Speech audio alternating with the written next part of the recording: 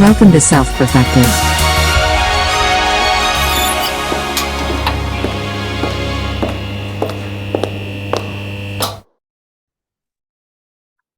Nice. Perfect. It's ready. I'm ready. Ready. Is that a new dance? Is that a TikTok This dance? is it. This is No, this is the Self-Perfected podcast intro. this is the dance we do in our house. No, Christine was joking with me earlier. She's like, I wish I had just like could record you all the time, because I'll randomly break out into dance and song and just serenade Christine. And that's what I was doing this morning. But that happens pretty much every day. Yeah, Drake thinks he's an R&B singer. So, you know. I am. Yeah, how that What does goes. R&B stand for? Rhythm and blues. Rhythm and blues. Well, why is that kind of music called that? It doesn't sound like it doesn't sound like the blues, and all music has rhythm. Okay, first off, I just don't understand why specifically. First off, white people don't have rhythm. Okay, let's get that straight. Dude, Mozart? Mozart. What about them? Rhythm? There's That's no not- rhythm? That's not rhythm. Okay, that's melody. That's, Dude, you know, every famous poet except for Maya Angelou. You know what? Let me Actually, I think met here. someone. I met The someone. Beatles.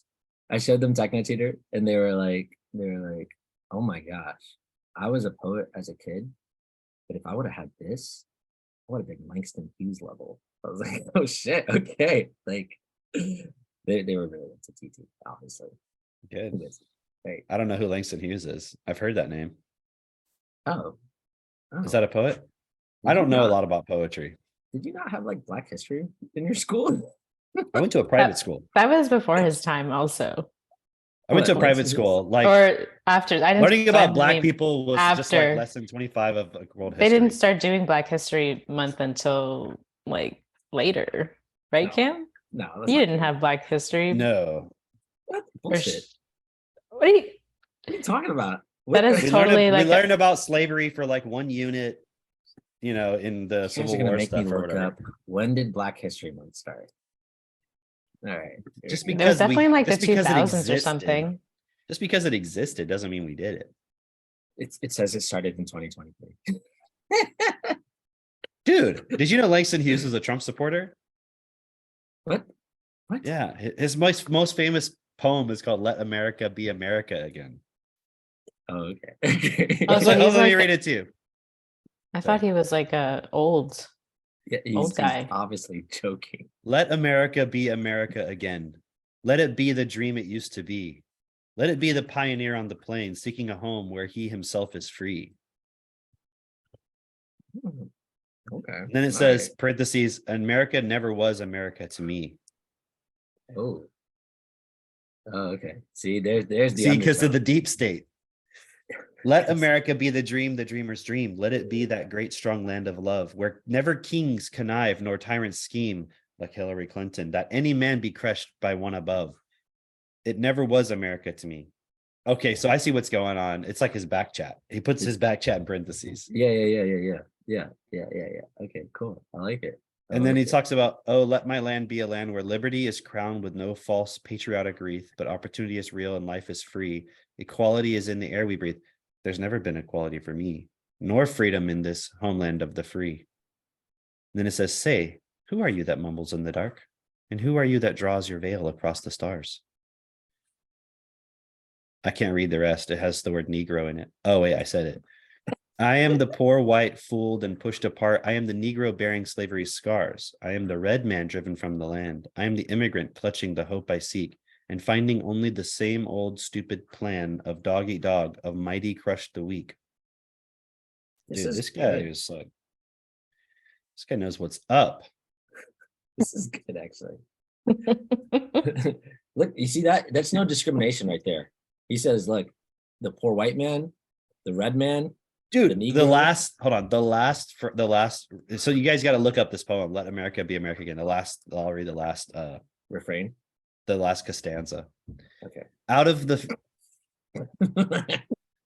rack and ruin of our gangster death, the rape and rot of graft and stealth and lies. We, the people, must redeem the land, the mines, the plants, the rivers, the mountains, and the endless plain, all the stretch of these great green states, and make America great again. Again. Okay, I added the great part, but that would be pretty amazing if it said make America great again. But it says make America again. So like the guy is straight up like a Trump supporter. Yeah. Allegedly. Allegedly, Langston Hughes, Trump. Before supporter. Trump was even born. Yeah. He was a What Trump does it say here? Let's talk about It that. said, give me a president who pays hush money to porn stars. What? How does it say that?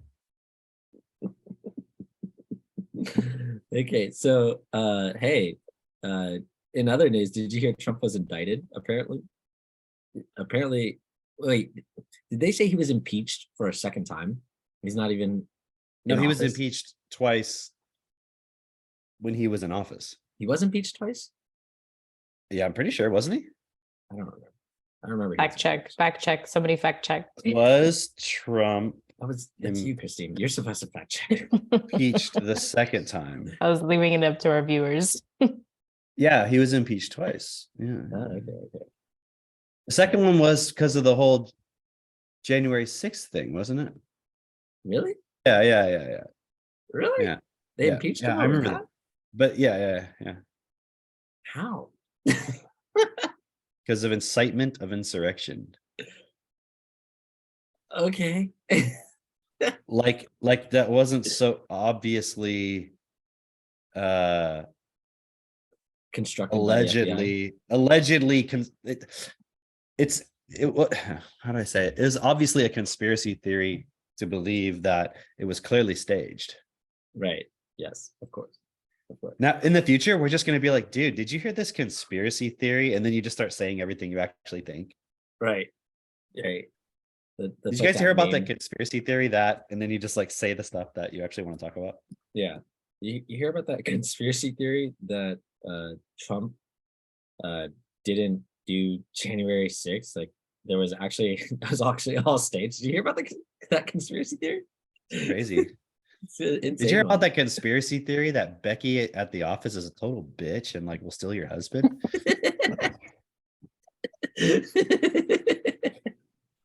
You hear about that conspiracy theory that that vaccines aren't actually vaccines? Did you hear about that conspiracy theory? Did you hear about that conspiracy theory that they changed the definition of vaccine to fit the experimental mRNA drugs?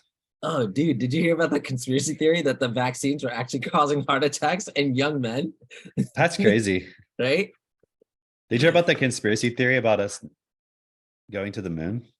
Oh, dude. Did you hear about We that? can literally just conspiracy reverse theory? everything and just say that's the conspiracy theory. Did you hear about that conspiracy theory that we went to the moon, but then we lost all the technology and then we can't go to the moon ever again, but we can go to Mars? Did you hear about that one? Yeah, but China and Russia can go to the moon, Yeah.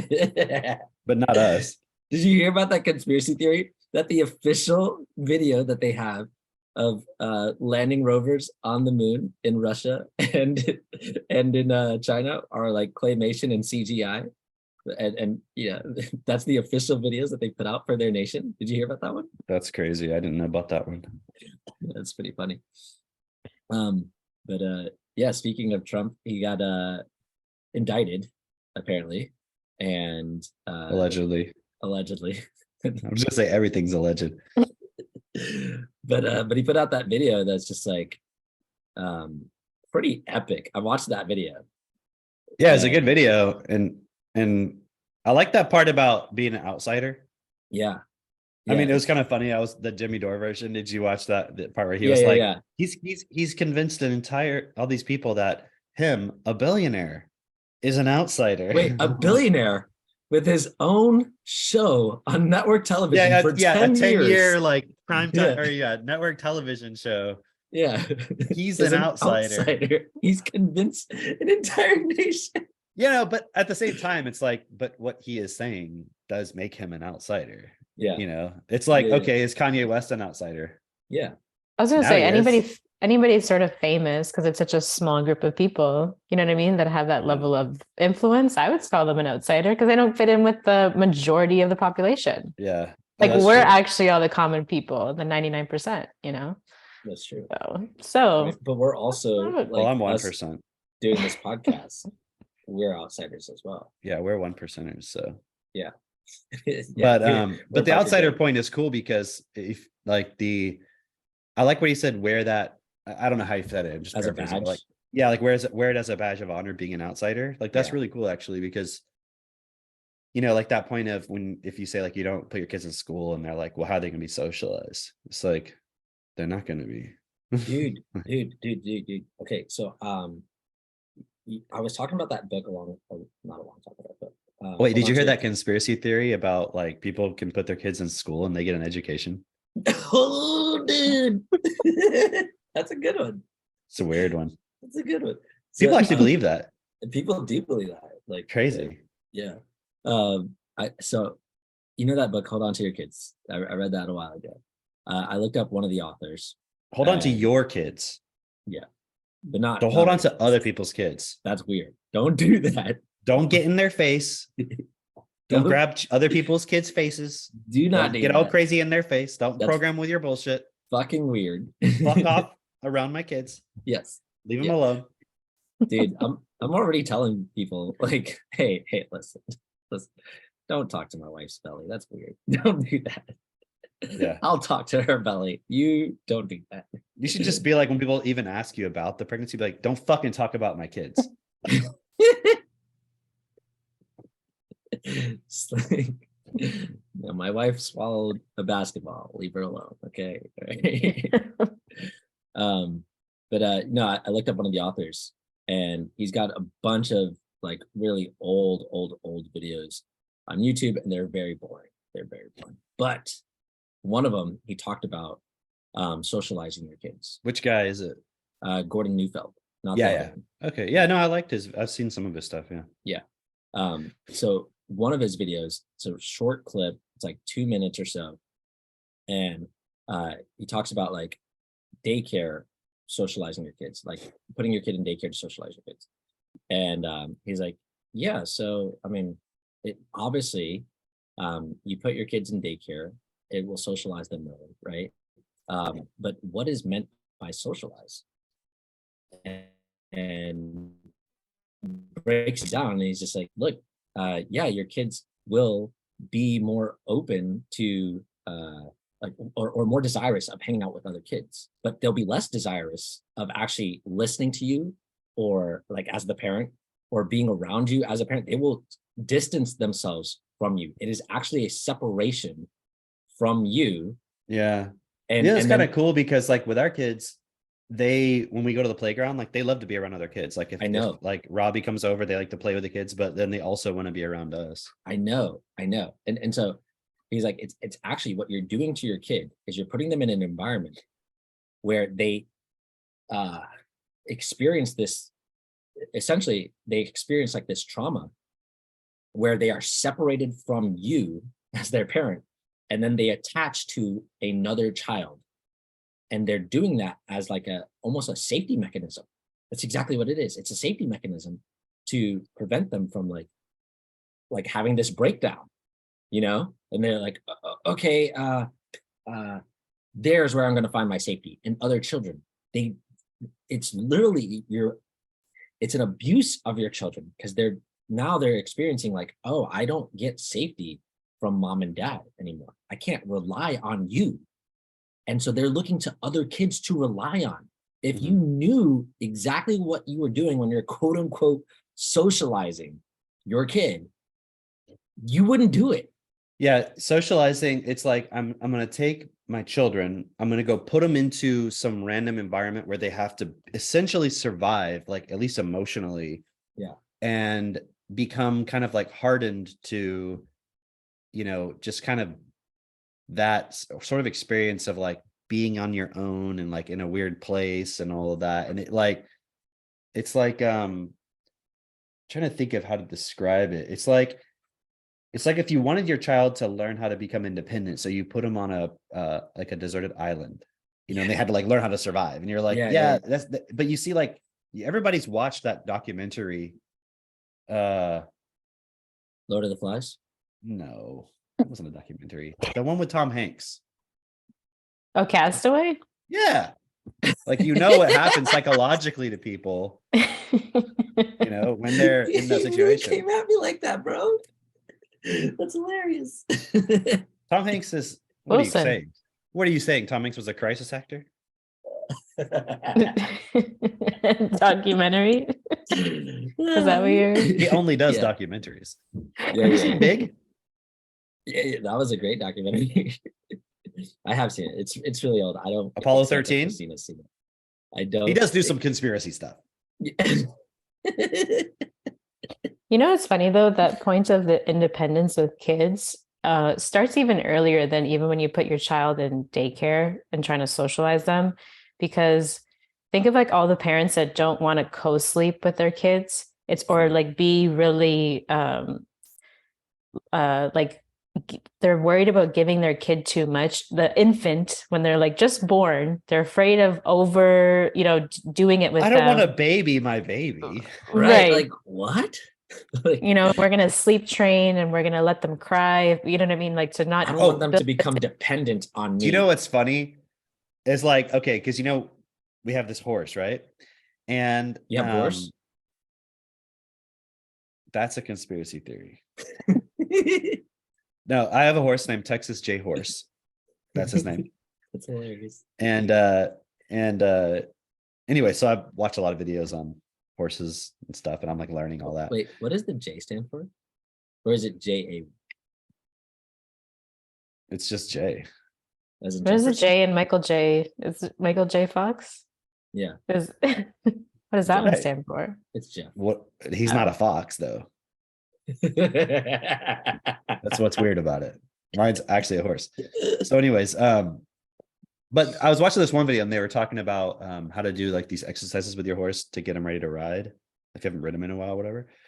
And there's this one part where the guy was like, something about, okay, we're going to teach the horse, da, da, da. And he was like, we're not training the horse, we're teaching it something. Right. And I was like, that distinction, right? And then it was actually interesting too. I've watched several videos where they always make the comparison of, if you're going to teach, for example, someone math, you don't start with algebra and so forth. You start with like the numbers or the basic stuff, like, and you want to learn addition and like these really basic things. And it's really interesting how they're like comparing teaching a horse to like teaching a child, like, but they actually understand when they describe like how you would teach math to a child, they describe it more effectively than a teacher would. Dude, it's like a person who works with horses understands learning better. And they're not whipping the horse, they're not punishing it. It's like they're teaching it like how to communicate with the person or whatever. And I'm like, these people care more about like effectively teaching horses than people care about effectively teaching children. Yeah. Like it's like, no, we really need to understand really the psychology of the horse. So we treat it as an equal and we're not punishing it or hitting it, or, we want to, it's about communication and body. And it's like, how much thought do the teachers put into like, imagine if a teacher thought of like the child, like this guy's thinking of a horse. And I mean, that sounds like, oh, you're like dehumanizing children. Like, trust me, they're treating the horse with way more dignity in the learning process than you do children. I mean, people are like that with their pets.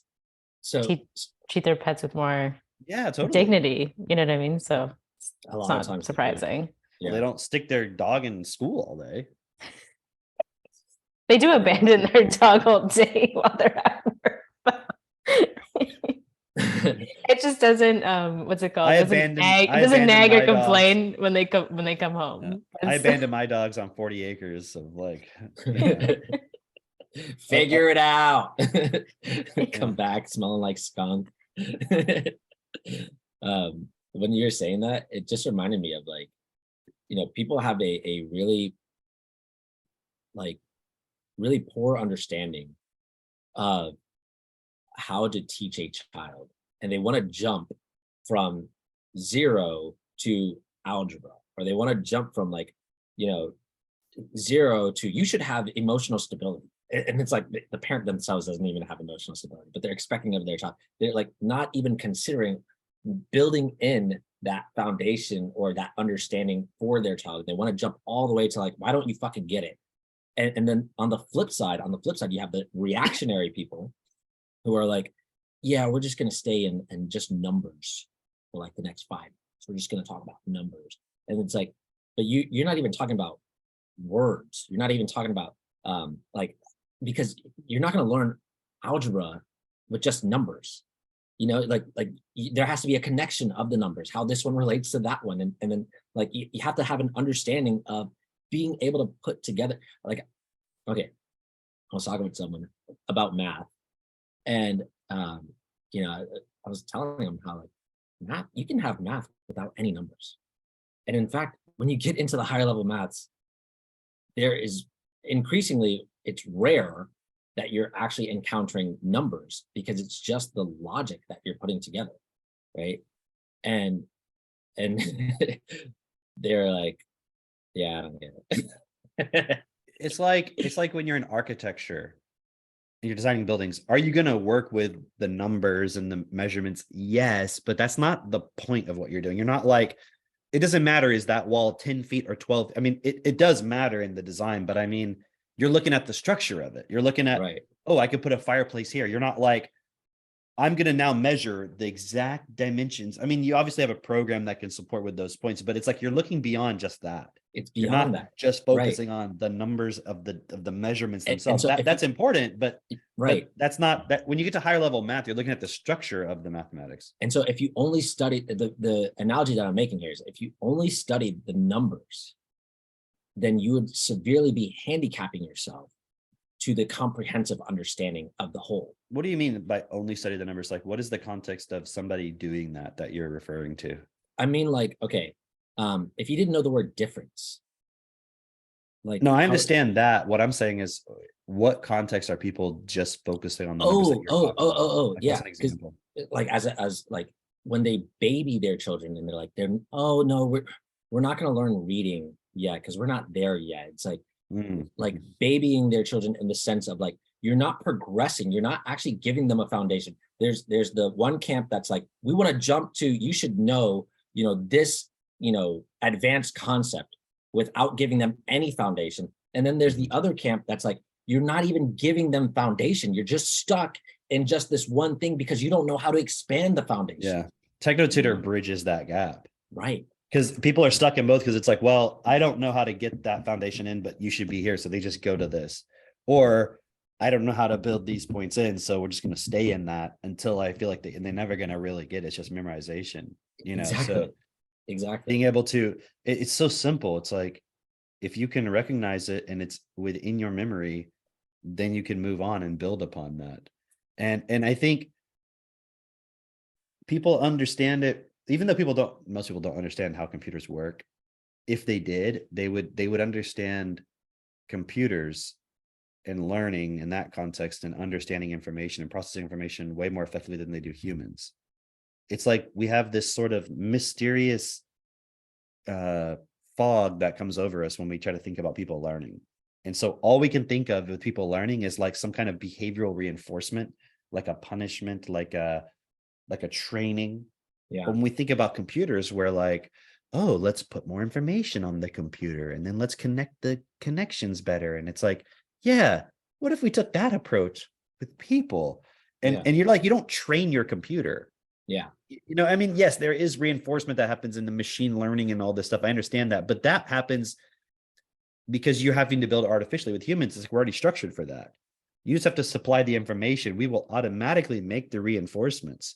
And also, the thing is, the computers are not built in to model us, if that makes sense. Like with a computer, you can't just, it's not already pre-designed that you can just behave in the way you want and it will do that. You have to make it artificially do that. With people, they automatically do that. They automatically reinforce or mirror or model what they see, or not model it. They do what they see modeled.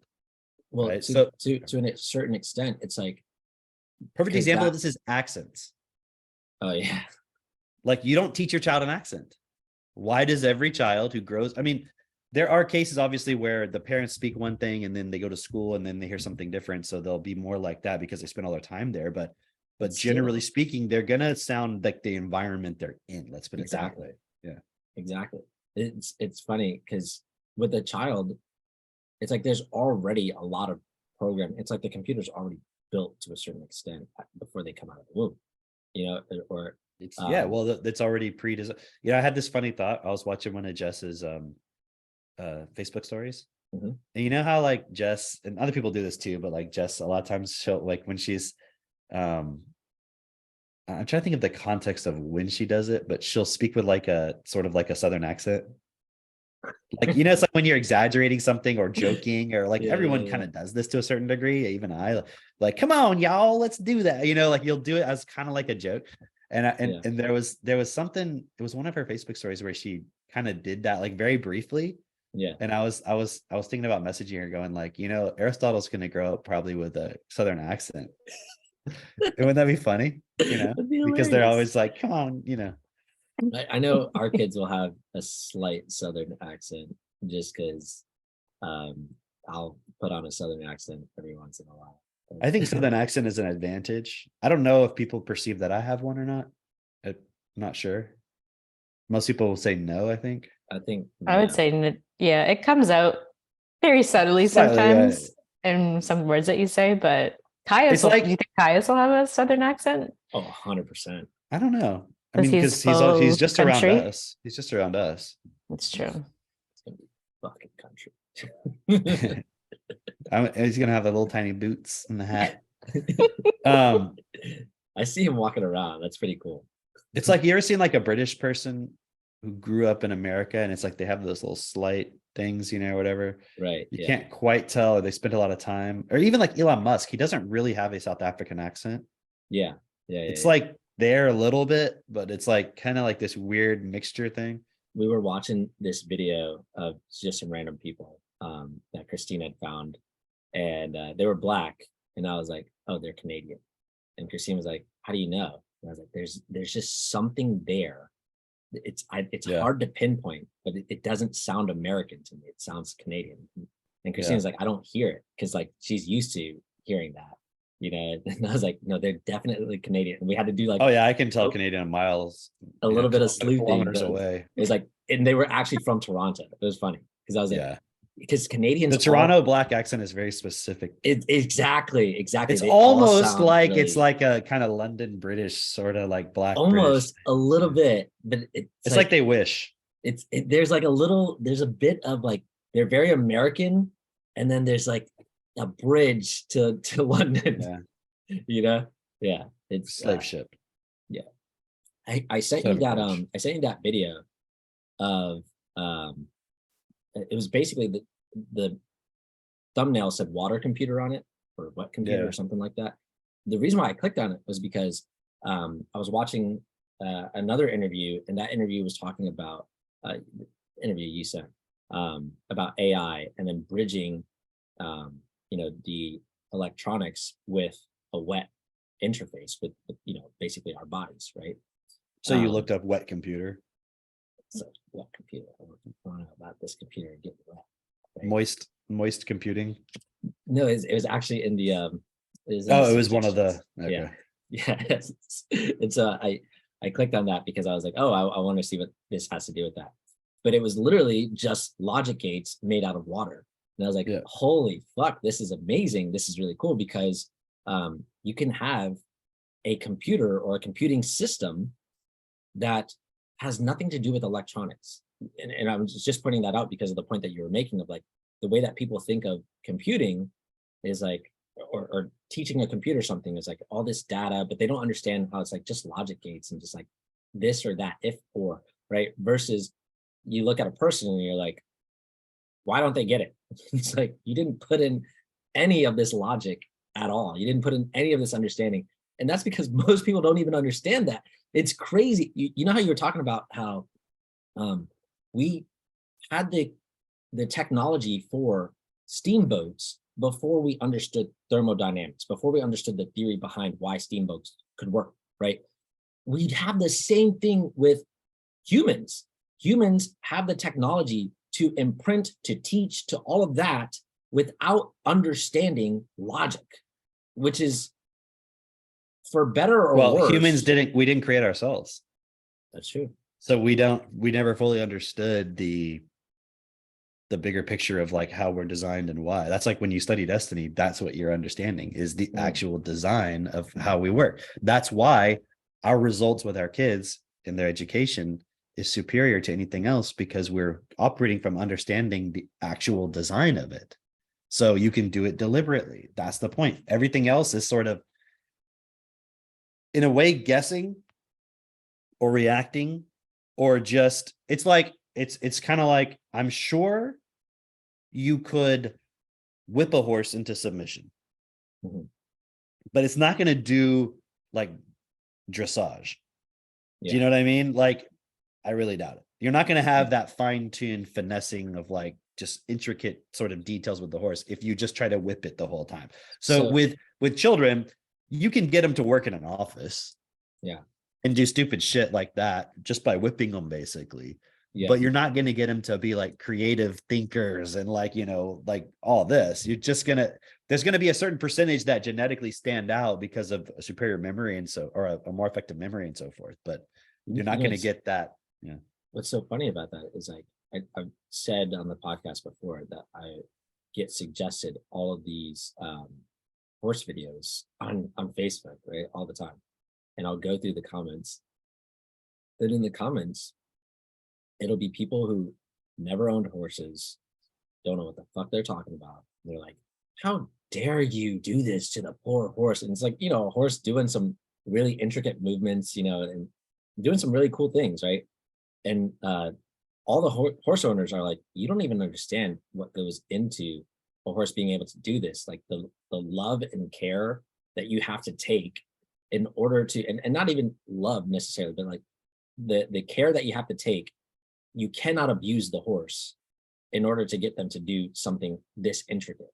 And just making this point of like, it's actually exercising the horse. The horse actually enjoys doing things like this. They're learning things. It's fun for them.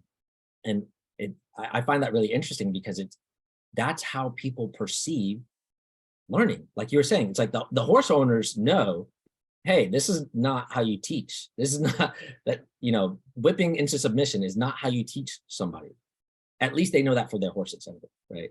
I'm not sitting here, you know, pretending that all horse owners are like, you know, amazing at educating their kids. They probably do the same fucking shit to their kids that everybody else does. Yeah, it doesn't translate. They're not great mechanics, you know, necessarily. Right. They're not like great chefs all of a sudden just because they focus on that one point. Right.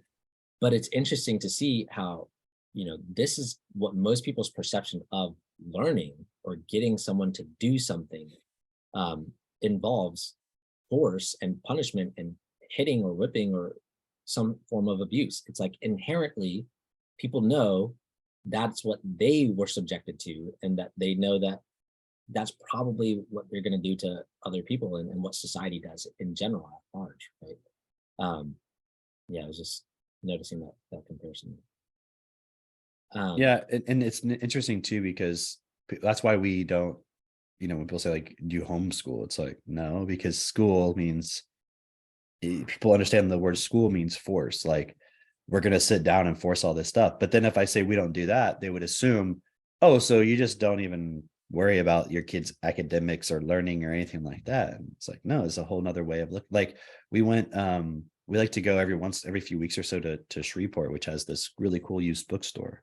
I don't know did you guys go with us to that? I think you did. Yeah. Right? Mm-hmm. And so we went yesterday. And first of all, when I decided in the morning, like, hey, we can go do that today, because I had some things I need to pick up in that city anyways. It was like suddenly the kids were like, Shreveport? Yeah. And it's because we're going to go to that bookstore, you know? And so when we get there, like, I went upstairs to like the sci-fi section to look for some things. And then I came back down, and Max has this stack of books like this. And it's like all the Hardy Boys and Nancy Drew that he hasn't read, or like that he hasn't read. And he had like a piece of paper where he had written down like all the numbers of the books that he hadn't read, you know. And Seneca had a bunch of books. And it was so funny because like last night, normally the kids, they do their techno tutor, breakfast, and then until noon, which obviously it depends on the context, but they have until noon to play, to like be on the computer or like play any computer games, which we have, like we've talked about in the past, some very relatively low stimulation games. I mean, they're all old games from like the 90s and stuff, mostly. And it's crazy seeing games nowadays. I mean, it's just so much. And anyway, so I'll speak on a point to that when you're done. okay. Well, I was just gonna say my point is, so normally we don't play any games. Kind of make an exception sometimes on a Saturday, like Max will, because I'm like there all day, and he'll be like, hey, because he'll like want me to play with them or whatever. So last night after we got home, we'd already done everything, dinner, all the animals were fed, all that stuff. And it was probably like 7 or 8 or something, I don't know. And Max was like wanting to play this one game that they're playing. And so we sat down and we just played it for like an hour or whatever. And then when it was time to stop, I was like, all right, let's stop now. And they were like, okay. And we closed the computer. And then immediately they went into their room and got all their books out, and like, and like Max is like carrying the stack of books. So I was like, hey, it's getting late. Let's go ahead and go into the bedroom and start winding down for bedtime. And so like Max is like, okay. And then he gets his stack of books and he's like carrying him to the bed. And he's like, Cameron, can you get this stack? He had another stack of books in a plastic gallon Ziploc bag. Right. And he keeps them in that bag. Right. So he was like, can you carry this for me? And I was like, well, I don't think we really need to bring all of those into the bedroom. He was like, can you just help me? I want to bring him in there because I don't really know which one I've read. And I was like, but I was like, you're not going to read all those right now. He goes, well, these are pretty short books. I read them pretty quickly, so he'll sit there and read a whole book like that, just like when we're sitting down and, in the bed, like doing whatever, like playing, whatever, talking. So cool. And anyway, so it's just really funny because that's there. He's not like, let me bring my Ninja Turtle action figures, or it's like, they're like, let me bring all my books. That's like, both of them are like that. And it's not that we forced reading. You don't have to force it. It's not, it's just people don't have any context. It's kind of like that point. I mean, I know that's why you brought it up. It's like looking at those horses and you're like, oh, they were whipped and beaten, forced to do these exercises. And the thing is, like, it's not the case. Like, I know it's not the case because with very minimal horse experience myself, when I watch those videos, it's like the horse we have. I mean, I never whip it, beat it, nothing. Like, I mean, I'm kind of very hands off, so to speak, with the horse because he just lives on the pasture and can do what he wants, basically. But when I started doing those exercises with him, it's like when I go near the barn now, he starts like pawing at the gate and stuff. Like he wants to go right around. Yeah. And I always like give them some fresh grass and stuff. And we're going to do this whole rotational grazing thing also, but they have hay, alfalfa, all kinds of stuff, everything they need, and, but it's like, he always wants to like go ride. And it's like, you could just see that you don't have to do it with this sort of forced way, but people automatically assume, like I saw somebody post recently, I forget whose post it was. I think we talked about it before. It was like I think Kristen had made a post and Gaetan reshared it or whatever. Yeah. This guy was just like, I see all these people posting about animals and like, like basically reacting to all of that, and not realizing how much, so you have the whole vegan thing where it's like, oh, you're enslaving these animals and all that. And it's like, dude, I'm the slave of my animals. Dude, veganism. The more that I learn about veganism, it's like, it's actually really abusive. Totally. It actually is really abusive. Like it's okay. Talk about not being able to see past your fucking hand. Like I remember when I went to get classes. It's funny because like that's a cult. If anyone wants, that is like a legit cult, and you will get ostracized from the cult if you do 100%. not. 100%. Anyways, continue. So okay, when I went to get glasses for the first time, and they told me, hey, your eyesight is basically, you can see without glasses, you can see up to your hand, and then beyond that, it's blurred, right? I was like, oh, that's good to know, right? How did you not know that? Because I honestly, you're like, wait, there's things beyond my hand. Then, like you put the glasses on, you're like, it's like Neo seeing the Matrix. Okay, actually, You're like, okay. that's where all those voices are coming from. So I will I will That since, explains your tinnitus. shut up. You're just hearing reality, Jake. You mean my schizophrenia? No.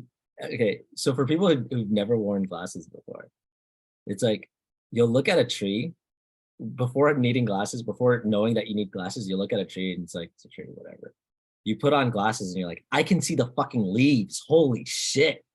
It's hard to relate to that because I have normal like functioning I eyesight. know, but like I could like being able to see the individual leaves is like a whoa. It's like a new appreciation for what was already there. Anyway, um, the reason I was bringing that up is because like veganism, it's funny. There's actually a clip of Steve Irwin. You remember this guy?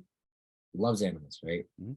And he's like, you know, I looked into veganism because I love animals so much, but I found that it's actually worse for the animals than eating meat because the amount of space that you need in order to feed people, like for one person, even to be sustainably living just on a vegan diet, you actually have to remove animals from this space. If you want to do this for an entire society, you're gonna have to remove all the wildlife, like any sort of environment, natural environment, you're gonna have to completely destroy it so that you can just grow your crops. And then Or, what? or, and I'm not joking, like have a lot less people. Or have a lot less people, And I think that's or part of the push of all of grow this. it in a lab, or grow Or like grow all it in your a lab. Yeah. right. But essentially, it's like you're not caring. A Labrador. Grow a Labrador. Not growing your food in a Labrador. That would be very anti-vegan. I don't think there's I don't think I they're don't think they would. I don't think they they would not be would. okay with that. Lab grown Unless meat. I'm gonna start selling lab grown meat, and it's literally just Labrador meat. that's gross. But You're eating dog essentially, food? Well, it's food that's made from dogs. so Some yes, people would love that. Think you're in the wrong some market. Asian people. Tap into that Vietnamese. Yeah.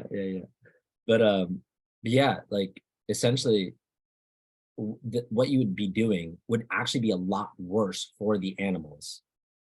And it's just really this, you're not seeing the full consequence of what you're creating.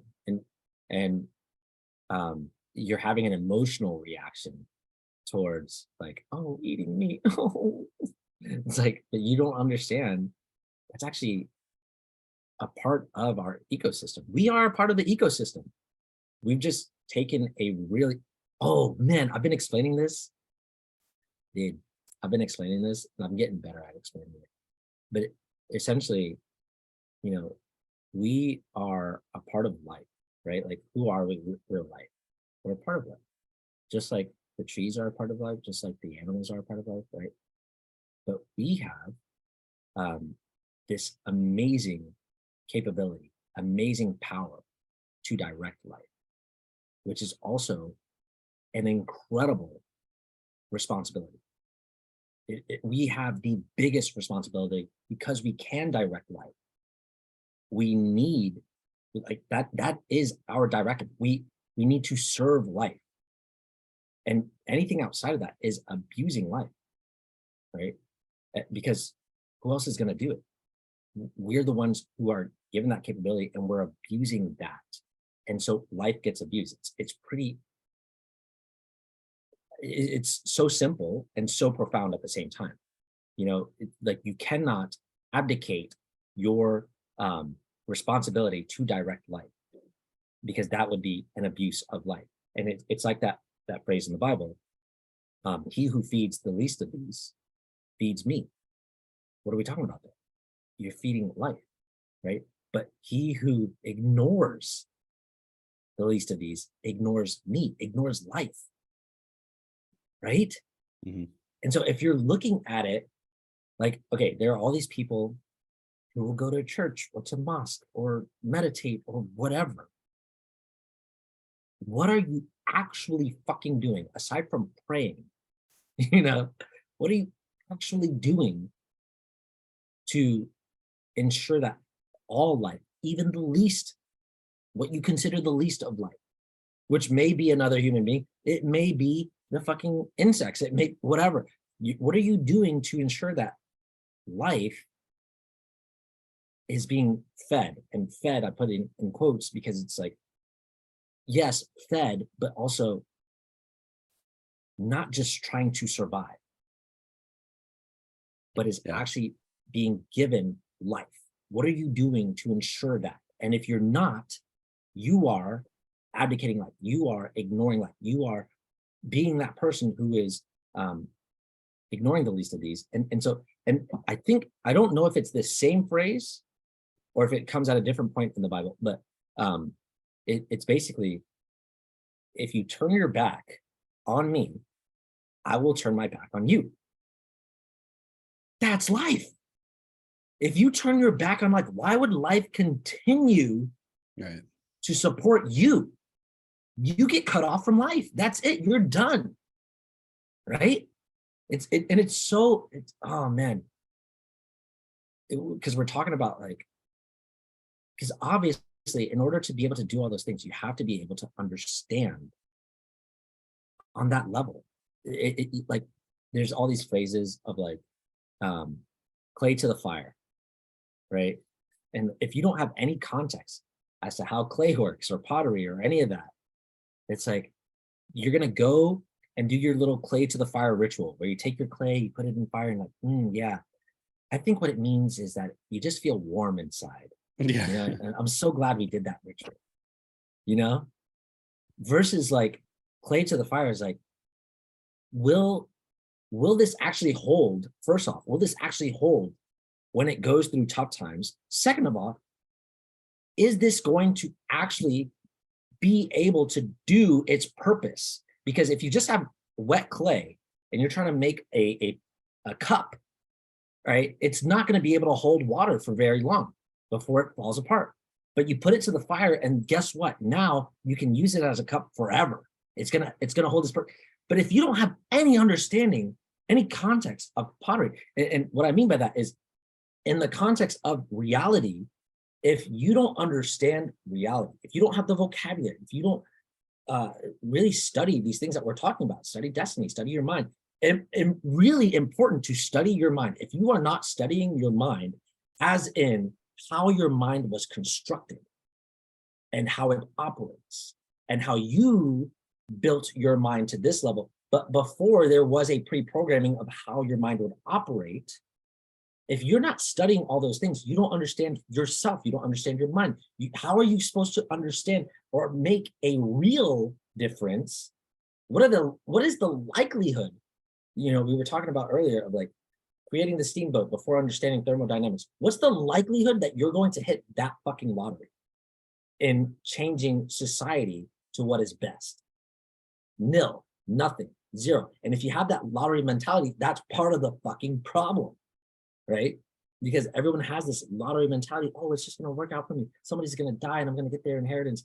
You know, I'm just going to invest in crypto. I'm going to invest in this. I'm just going to throw money at it and maybe I'll get rich. But the problem is you don't know how to construct it.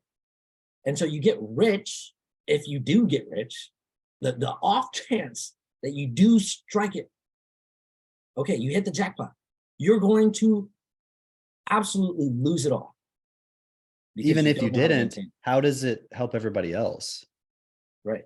Because if you're thinking, well, when I get rich, then I'll do X, Y, and Z. First of all, no one ever does that because they are just doing the lottery mentality. They're not actually building something to get rich that actually is best. Right. They're just trying to exploit the system. But also, how does everybody win the lottery? Like, what if every time you played the lottery, everybody won? That'd be like literally just keep the money in your pocket. Right. It's not going to change anything. Right. So it's just a totally self-interested point. And then to continue on what you were talking about with the vocabulary, it's like what separates us from the animals is our ability to use words. Yes. And like, yes, animals have language. They have a language of their own. Like bees have a way they communicate. All animals communicate with each other. Like you could see sometimes with birds, for example, like you put food down for a bird and then like all the other birds will come. Like there's no way they saw it. Like they're like somehow are communicating with each other, for example. Right. But they're not obviously using words in the way we use words. And so with the way we use words, it allows us to, like, let's say, add on to reality in a seemingly artificial way, although you can't really draw a line between natural and artificial. But you know, a bird is not going to, obviously if you have too many of a bird in a particular area that's not suited for that bird, it could be a problem. But generally speaking, a bird is not going to fundamentally alter the environment that it's in. It's just going to add to it and add to the balance. Things can get out of balance, but it's not what? My head's gonna explode. What? Okay, all right. I have this question. Do you want to be a god? Right? Like this is just like a rhetorical question for anyone listening, right? Do you want to have the power of God? Right? The like how you consider God being able to do whatever, right? Create whatever, and actually being this, like I think most people consider God as a loving, giving being, all of that, right? Okay. God equals slave, right? To life, right? But it's like a God, or in the context of this planet, this system, everything that lives here, a God, because we are the gods here, but our purpose is to serve life.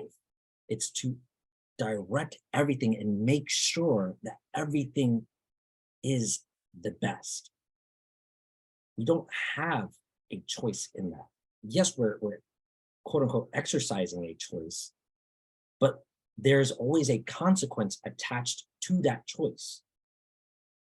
And so, like, to actually reach all those things, all those benevolent things that you would see, or characteristics that you would attribute to God or a God, it's like you actually have to go through the serving and just complete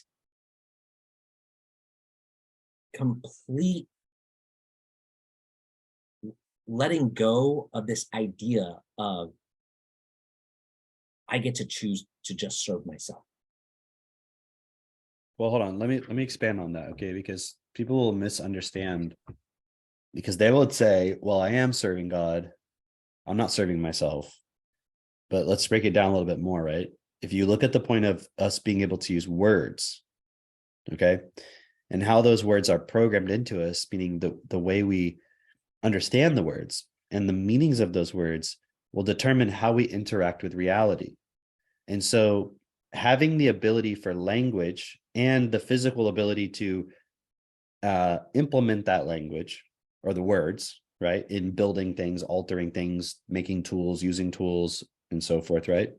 Because our ability to have words and use words is our ability to understand something, but then our physical ability to act it out is the kind of validation of what we understand. It's Right. the creating the thing that we actually understand. So it's not that the words themselves create, but without the words, you wouldn't create. Because you look at like a primate, fundamentally, I don't think that they couldn't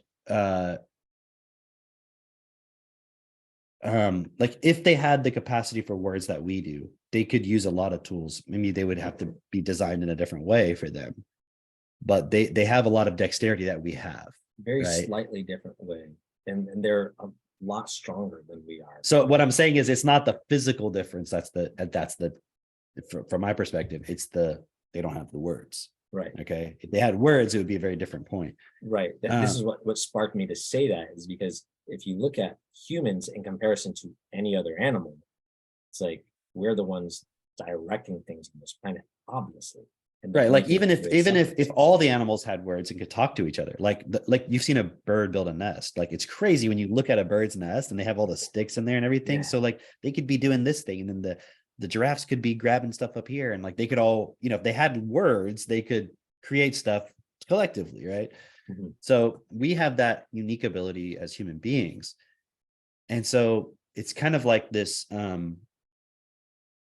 opportunity to diverge, or to, it's like the opportunity to go down the wrong path. Birds and monkeys and giraffes and animals and whales and so forth are never going to do that. They're never going to destroy the earth. They're never going to, not that we can destroy the earth itself per se as human beings, but we can make it uninhabitable if we want to.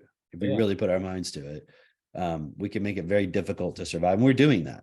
We are doing that. Yeah. Like, it's just not, it's like, imagine we're doing it, but in this very collective, actually subtle way that you can measure the effects of, but then you can easily, because no one, quote, understands it, you can be like, see, it's because we're using too many fossil fuels. It's because we're putting too much carbon in the air, and therefore we need to tax carbon. And it's like, just because climate change isn't happening according to what the proposed solution is, doesn't mean things are not being altered past a point of no return. You know what I mean? And that's a part of the problem with having the polarities of like political opinion. It's like climate change is bullshit equals, hey, let's just continue as is. Everything's fine. More capitalism, just build more, cut down more trees. Like, come on, that's never been a problem. It's never going to be a problem. It's like, well, do you want infinite growth on a physically finite planet, according to what you believe? Like, that's not going to work, right? Yeah. I remember as a kid, like just older guys, mostly it was older guys.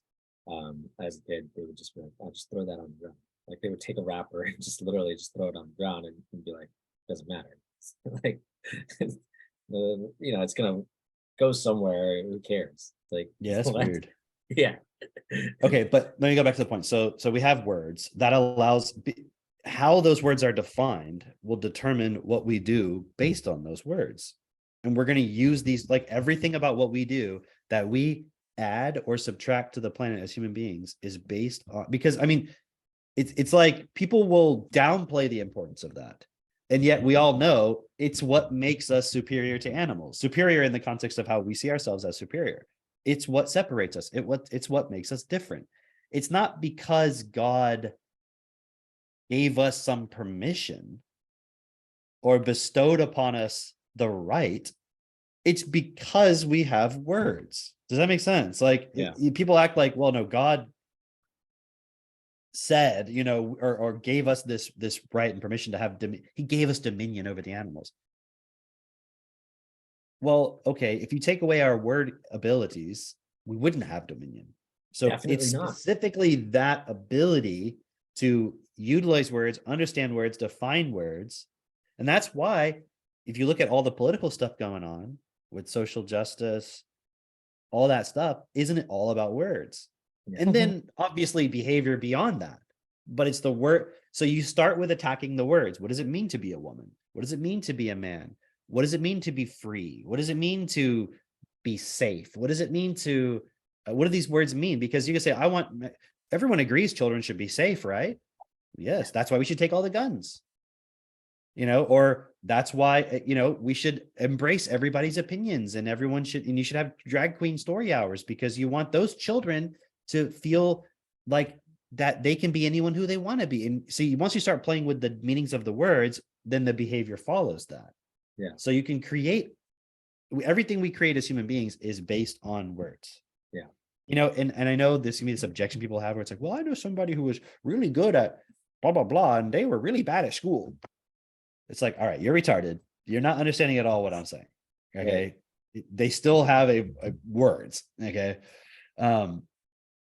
So that point of our ability to create based on words is where we then can go into a point of, see, we're so much better than animals because we can create these things and we can use words.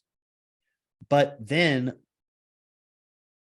but that in itself is a word or set of words that we are defining in a certain way. Like the belief that our ability to use words makes us more important than animals, more valuable. You see, that's a definition. Yeah. And that's something we're taught.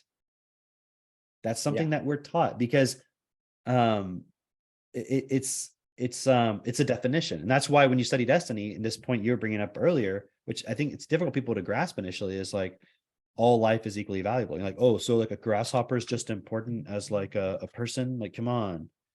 And it's like, well, if you were a grasshopper, how would you see it? And in any case, I mean, look at the argument that's being made for bees right now. It's for like what? bees, right? What about it? Like how important they are to us? Yeah, if bees didn't exist, you wouldn't have food. That's pretty much it. See, but people would only think that's important in the context of human beings having food. Right. So it's like there's a certain recognition we have that we are dependent upon the environment, but then also thinking that we're superior and better than.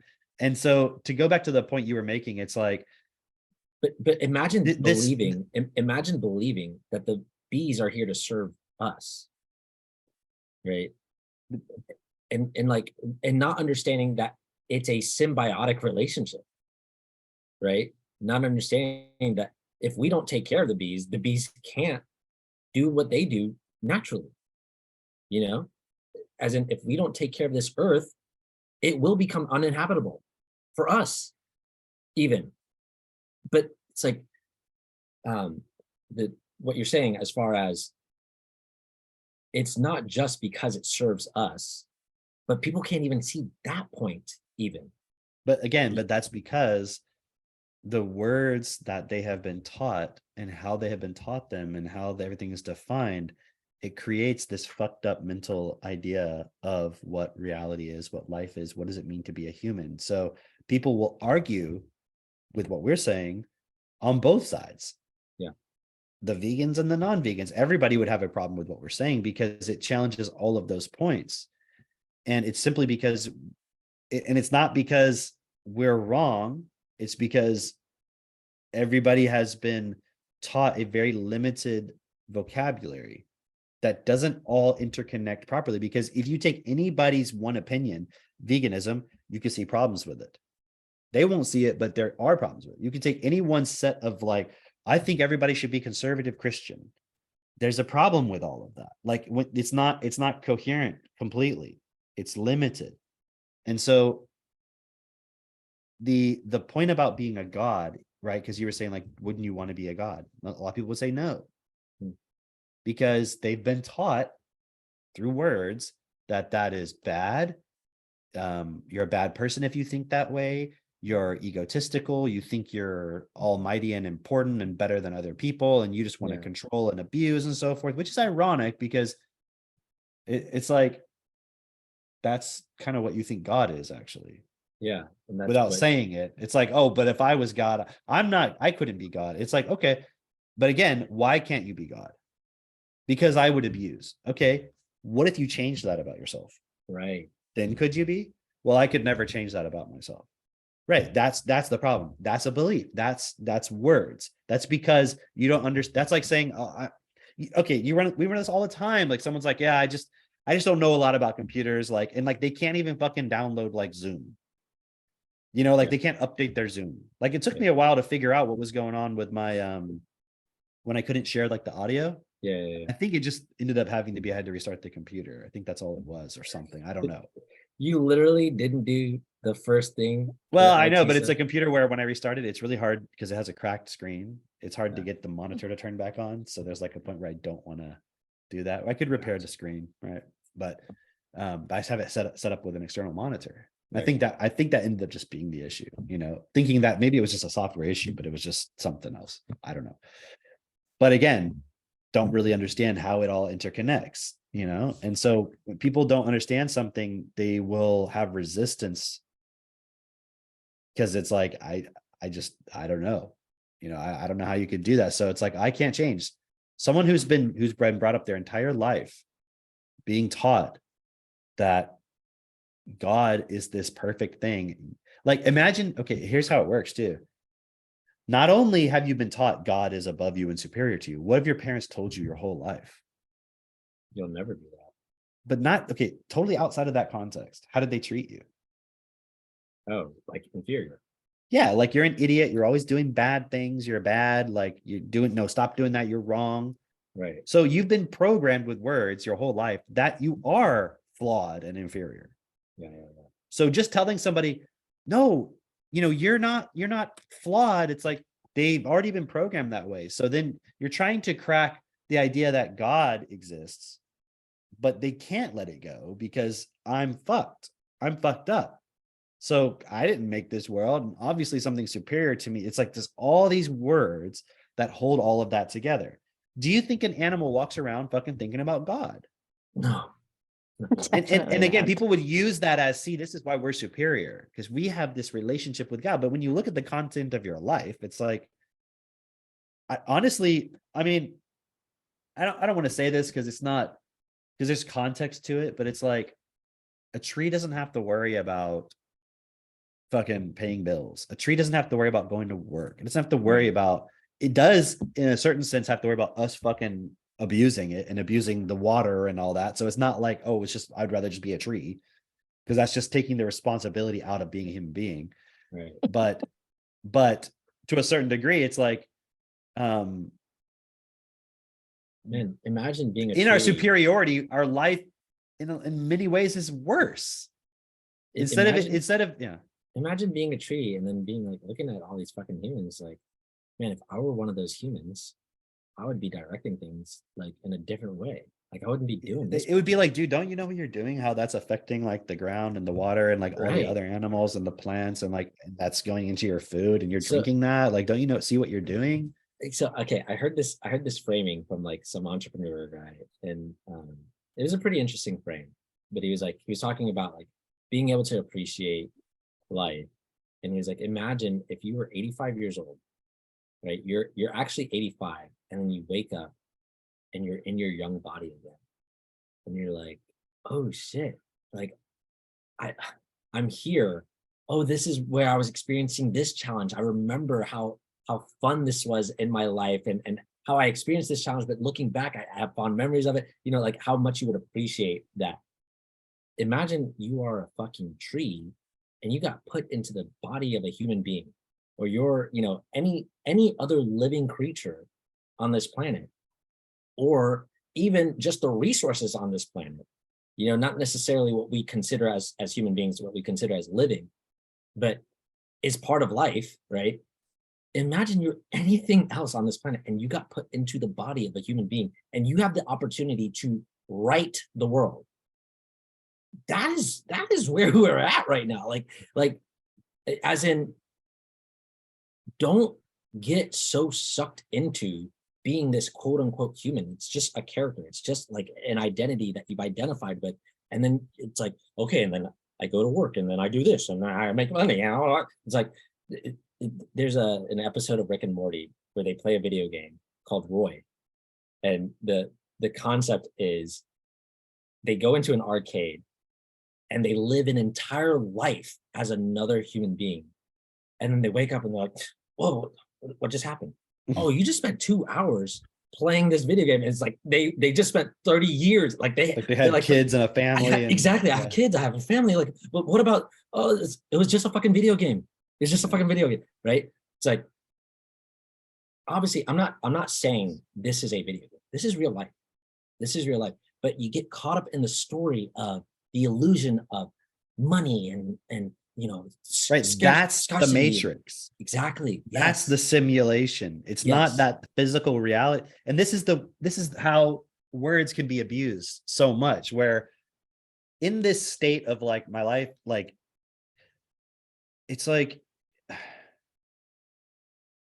we are very abused. I'm not saying we're victims, because we are victims, but we're also doing it The to each other, perpetrators. right? Yeah. Yeah, right. We're the perps. But it's like in that state of like sort of just, you know, I don't even know how do you describe it. It's like everyone just takes it for granted. It's just like we call it being alive, but it's not really being alive. It's just existing here. Hmm. It's really generally not that great, you know? And like you can really contrast this if you like where I live now, and it's a very rural area, and then going to a city, it's like, whoa, holy shit. You know, it's like Yeah. eating really good home cooked food and then going and eating at restaurants for a week. You're like, whoa, shit, man, like that is not right. It's like you start to realize like how much like contrast there is.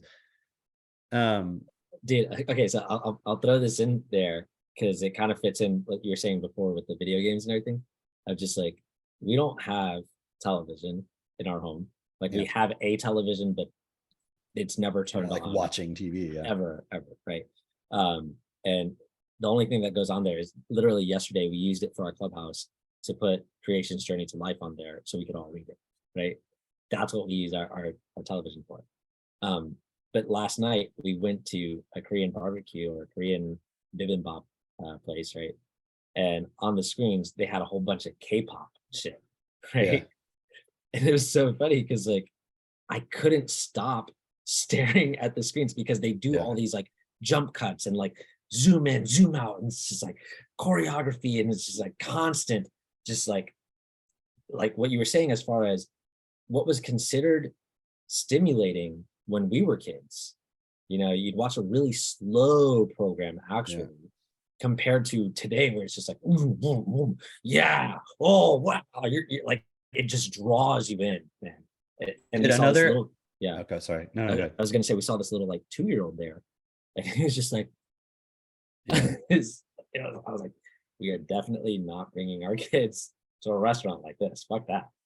I was listening to part of an Owen Benjamin thing the other day, and he was making this point about pornography and Mhm. how like when you don't look at pornography and you're not like obsessed and addicted to it and watching it all the time and all this, like how you see how pornographic just normal Reality. advertising is. Yeah, And I was like, I could see what he was saying. Like, I mean, I wasn't disagreeing with what he was saying. It just I couldn't relate to it in that moment.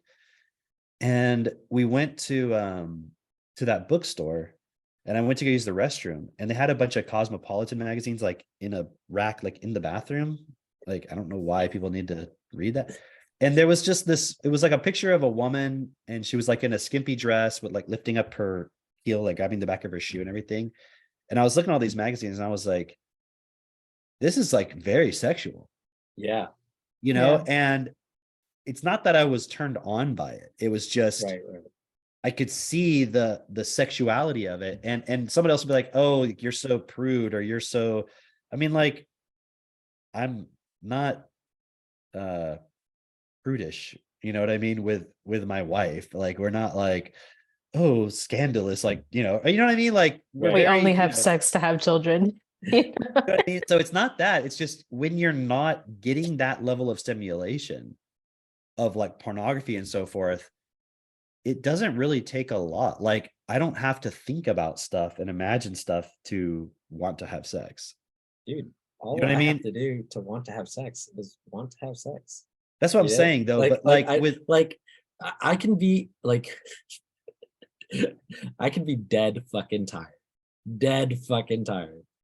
But if like you know, I'm just like, hey, do you want to have sex? And Christine's like, yeah, guess what? Like it's on.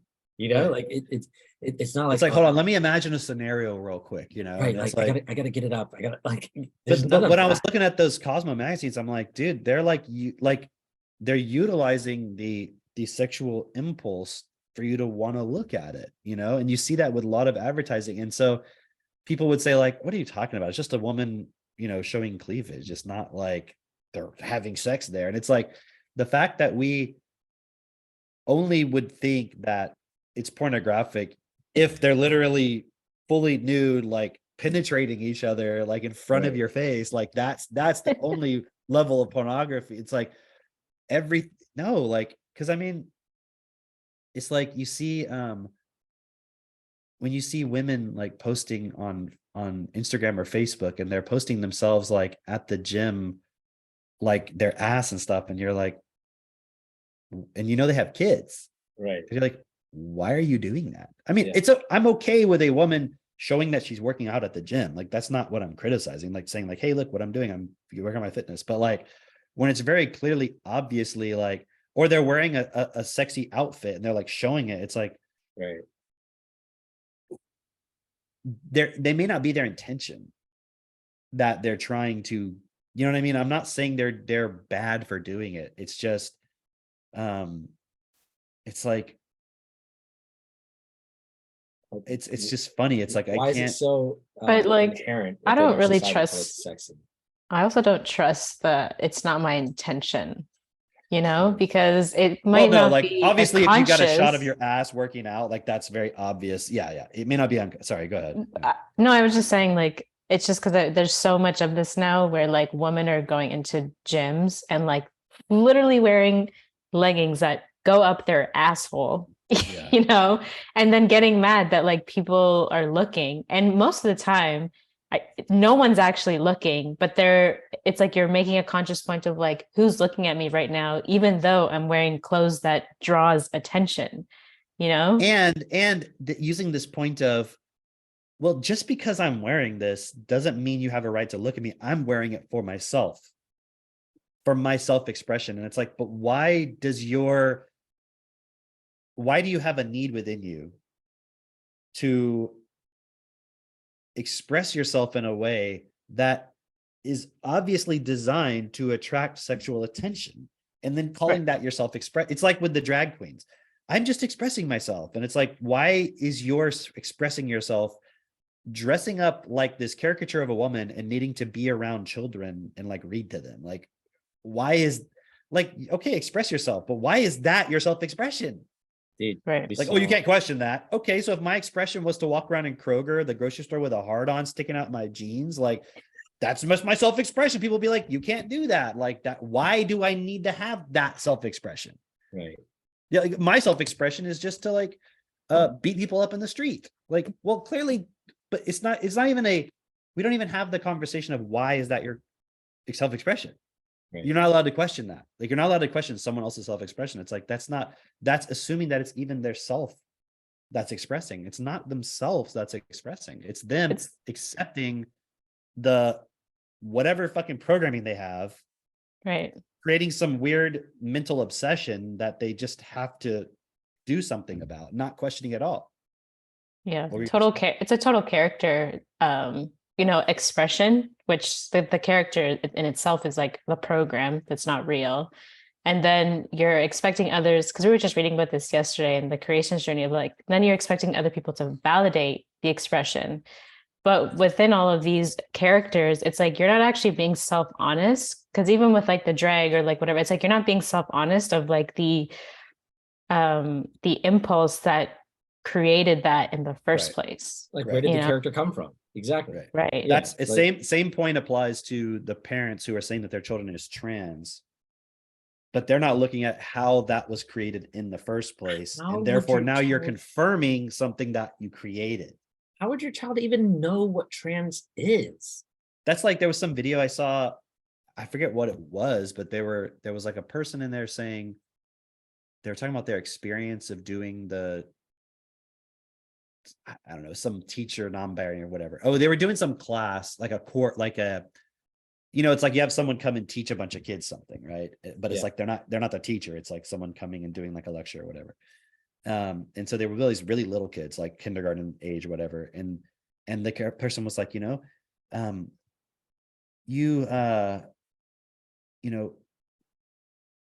not, what is it? You're not a boy or a girl. You're just a kid. Right. And somebody goes, well, but a kid can be a boy or a girl. And they were like, you're right. They can be. And then another kid goes, yeah, or they could be non-binary. And I'm like, who the fuck taught him that? Then the Right. kid didn't just, so And then they'll say like, oh no, these are natural things we're experiencing. And then we're just giving them the words to it. That's not the case. Yeah. We're creating the reality. That's why they're going to kids so young and teaching this, because then they will have adults that this is their vocabulary. And then it'll become a point where the kids are just taught this automatically. Yeah. I love what Gaitan put and Keith, because this is the next point that I was going to go to, is just like, porn doesn't even have to be the sexual stuff. Like, we participate in that same point of porn when it comes to like fears within us, you know, our society of, needing to survive will go into, in the same way that guys will, look at porn and then imagine these pornographic scenarios in their mind. It's like everyone will imagine these, and I'm going to use the word again, quote unquote, pornographic scenarios of living under a bridge, being poor, like, things not working out, the worst possible thing that could happen. Dude, TikTok is just pornography. It is. Same thing with It's Instagram. literally all of it. It's just pornography. Yeah. And I mean, look, can you utilize these things in an effective way? Yes. But what's the starting point of it? They're designed around the point of, like Keith was saying, he said the systems, advertising, porn, etc., are designed to create a chemical dependency. You don't even need to do the thing, whatever it is. But as long as you get the chemical hit, you could just imagine yourself doing the thing. That's the simulation. Like, they're designed around the understanding. You remember that video that went viral? It was like the former vice president or something of Facebook. I think he was like an Indian guy. And he was talking about how, like, yes, we exploited. It was kind of like him exposing. And he was like, we started realizing people have these dopamine points and we started exploiting it and all this. And it was really bad. Like, that just went to a whole, like, people took that and they're like, let's create something else that does it even better. Like TikTok, for example, just does it better and more effectively than, especially when you consider that point, like you said, the jump cuts. It's like when you look at TV from the 90s or the 80s or the 70s or whatever, you see the evolution of it being like crazy stimulating, Yeah. Mhm. And you're just seeing that. It's like you had Facebook and then you have Instagram and then Snapchat and then TikTok. And it's like, how can we just get purely to that point? No substance whatsoever, and just get pure to it, to get that chemical hit as quickly as possible and just keep it going. And I was reading something last night. I think it was one of these sci-fi books I was reading. And they said this point about, like, pleasure sustained becomes pain, or like pleasure like prolonged, like to a certain degree becomes pain. And it was the context was this character. It's this book called The Weapon Shops of Isher by A.E. Van Vogt. And without going into the whole context, the whole story, the context there was this guy who went from like a small town into like this big city for whatever reason. And he's kind of like on a mission. And he has this sort of almost like a psychic ability, although it's not conscious, of winning at gambling. It's like he can just win, like he can get on a winning streak. Like, it's like a natural ability that when he starts playing a game, he just starts winning. And it ends up causing him trouble at certain points, right? Because imagine you're not counting cards, but you're like that good. Like, you just win like that. So the casino's gonna be like, what the fuck, right? So there's one point he gets in trouble, and the casino basically like kidnaps him and sends him off to what they call a house of illusion. And it's like this house of illusion, people go there on purpose, but here they send them there as like, I don't know, whatever reason. It's a punishment. Oh no. Oh, I know why. It's like, because the house of illusion needs workers. And so it's like, imagine like it's like human trafficking. It's like you kidnap a woman and make her become a prostitute, basically. So they send this guy to this house of illusion. And then like what they do is they put you in there, and after 3 days you're hooked.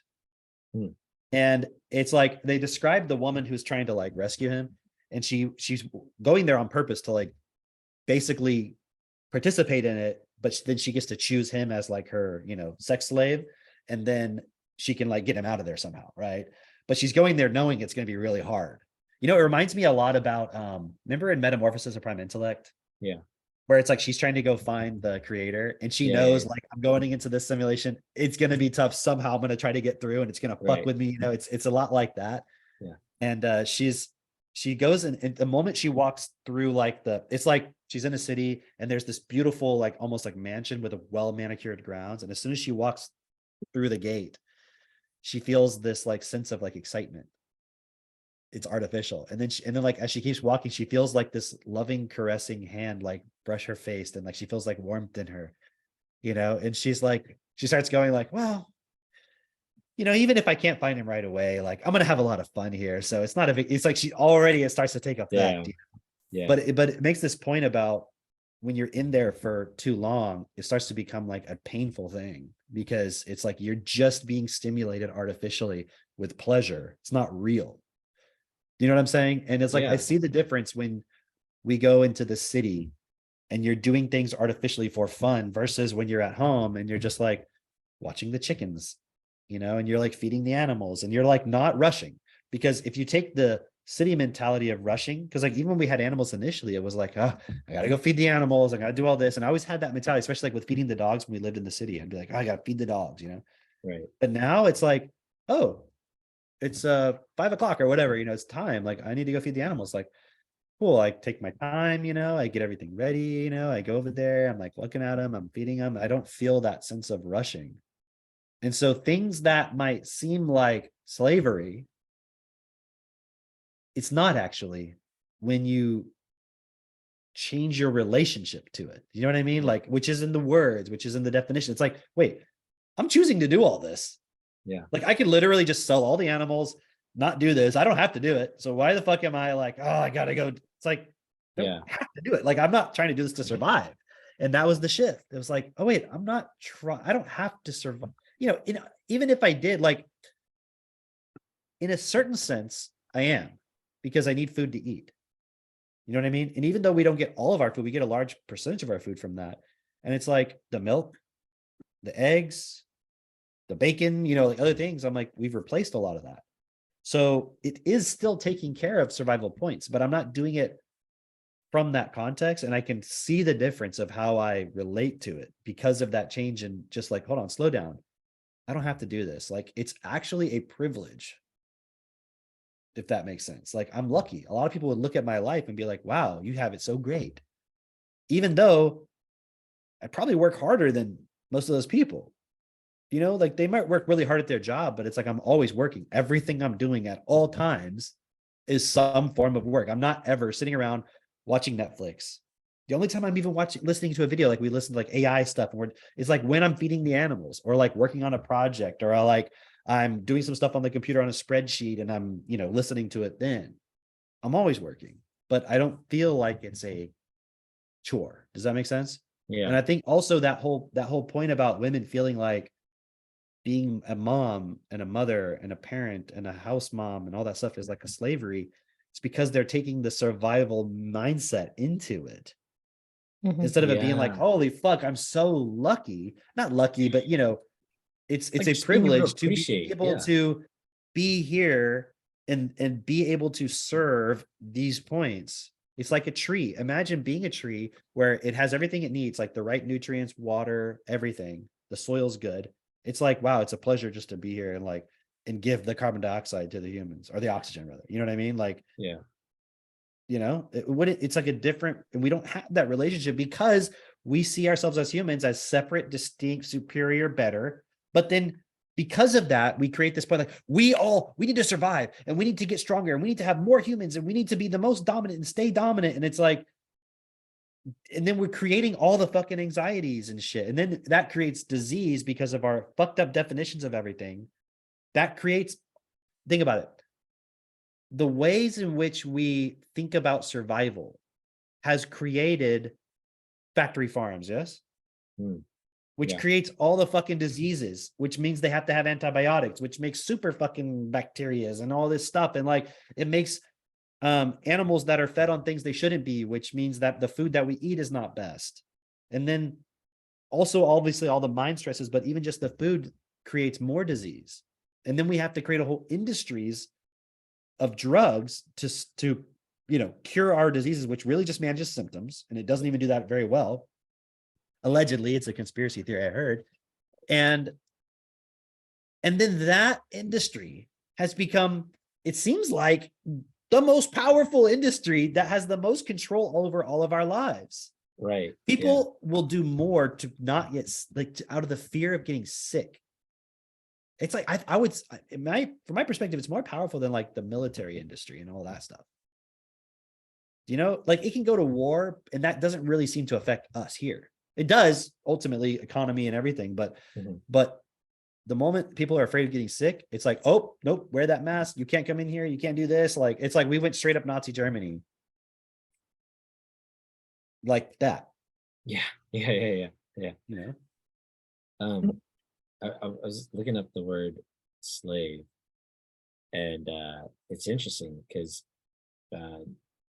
basically I was looking up the etymology of it.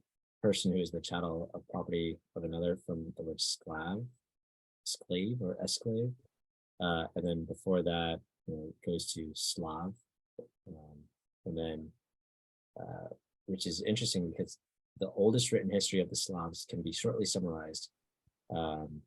Basically, the Slavs was the most prized of human goods, with increased strength outside his marshy land of origin. So they were like, the Slavs were like the best slaves, basically. The best possible of slaves, right? So it's interesting because like I wonder what word they used for slave before Slavs. Well, in Latin it's servus. Oh, okay. Which is servus. Okay, so which means to serve. Yeah, servant. Okay. Yeah. Interesting. In Latin, I mean, in Yeah, Greek, wasn't it doula? Doulos? Yeah, that's right. Doula or doulo. That's it. Doula, a male, right? So the female Yeah. slave is the midwife. I want to read this thing that Keith posted from Creation's Journey to Life, day 43, because like I'm going to read it and everyone just kind of process what you can, but you can go look it up. Go to creationsjourneytolife.blogspot.com and then go to the timeline and then go to day 43 and you can read the whole thing. This is just one statement from there. But it's like when you listen to this or when you read it, you just realize like the whole destiny perspective is just a total different level. It's literally the seeing the matrix. And I know that thing is so over abused of like seeing the matrix, but if there's something beyond what you're saying or what you think the matrix is, then you don't see the matrix. Right. You can't be like the matrix is the relationship dynamics between modern men and women, like, and that's the red pill. It's like there's a lot more beyond that. There's like how your mind works, there's how fucking reality works based on words. Like you just, that's the part where you feel limited, so you call that the matrix. The matrix is not just the social media censorship apparatus. You know what I mean? That's not the matrix. Like it's just the media, that's the matrix. Like no, that's a part of it, but it's much more fundamental than that. Like you have to take it all the way back to in each one of us. Where is that matrix?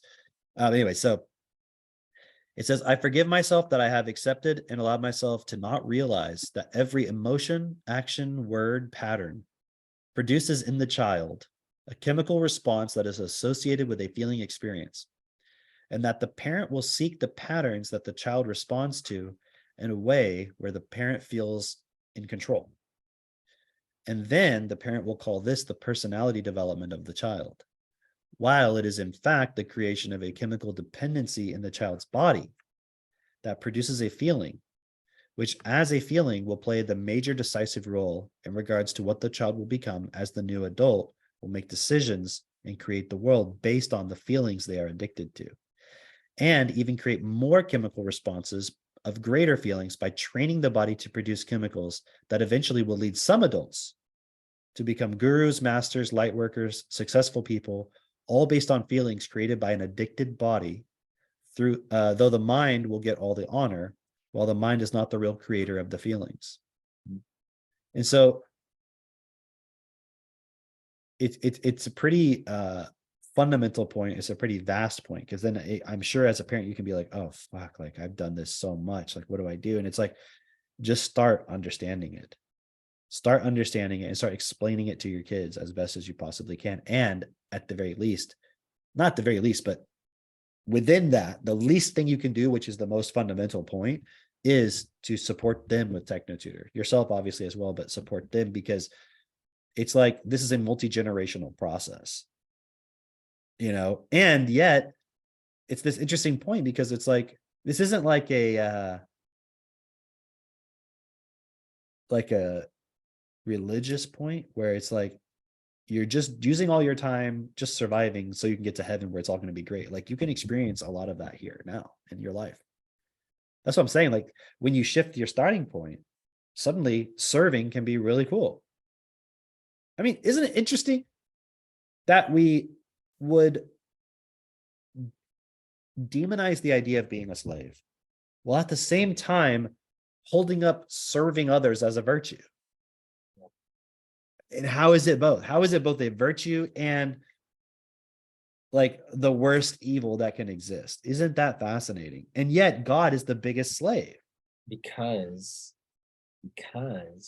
people associate slavery with the abuse to the slave, and the big point for most people is that they feel like they don't have a choice.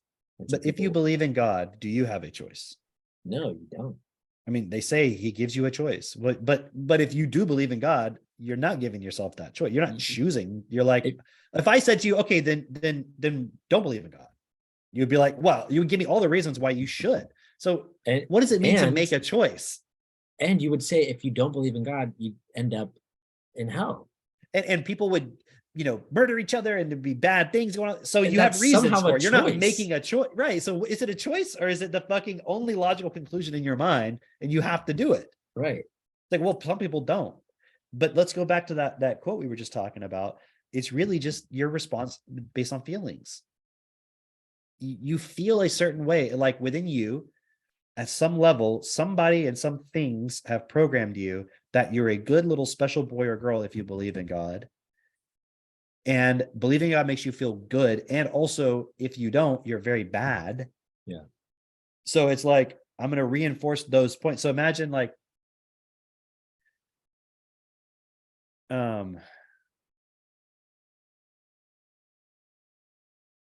it's interesting, this point that he puts in there about some adults. So like you have, I'm trying to go back to it. It says, the new adult will make decisions and create the world based on the feelings they are addicted to, and even create more chemical responses of greater feelings by training the body to produce chemicals that eventually will lead some adults to become gurus, masters, light workers, etc. People think that the gurus, the Deepak Chopras, the fucking whoever, you know what I mean? The Tony Robbins and stuff, like they're such better people. Yeah. They're just more programmed. That's all it is. They're just more programmed. Yeah. And so you could say that's like a bad thing, but the solution is to have everyone have the equal ability to do that. Like it doesn't, okay, everybody who follows Tony Robbins, don't they just want to be Tony Robbins? Hell yeah. Yeah. So the ironic thing is, when you asked earlier, like, do you want to be God? Most people would say no, right? But that actually is why you're following God. Because you want to be closer to him. You want to be one with him. You want to be at his right hand. You want to be there. Like, it's like you really just wish you could be that. You want to admit that because it's no naughty thoughts to think that, you want to be God, right? No naughty thoughts. Yeah, exactly. Right? But the reality is that's what you want. Like, you wish you could be God. And I mean, people will pay all kinds of lip service to it. Like, oh no, you just let God be in control.